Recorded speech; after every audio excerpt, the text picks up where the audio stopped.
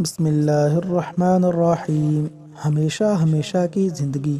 رسول اللہ صلی اللہ علیہ وسلم نے فرمایا، جب اہل جنت جنت میں چلے جائیں گے اور اہل دوزخ دوزخ میں چلے جائیں گے تو موت کو لایا جائے گا اور اسے جنت اور دوزخ کے درمیان رکھ کر ذبح کر دیا جائے گا۔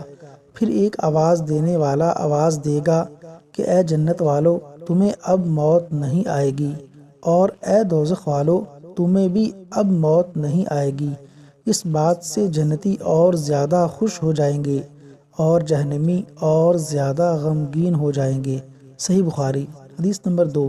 رسول اللہ صلی اللہ علیہ وسلم نے ارشاد فرمایا، جنت میں مومن کے لیے ایک خولدار موتی کا خیمہ ہے جس کی لمبائی 60 میل ہے۔ اس کے ہر کونے میں مومن کی بیویاں ہوں گی جو ایک دوسرے کو نہیں دیکھ سکیں گی، اور مومن ان میں ہر ایک کے پاس جایا کرے گا۔ صحیح مسلم۔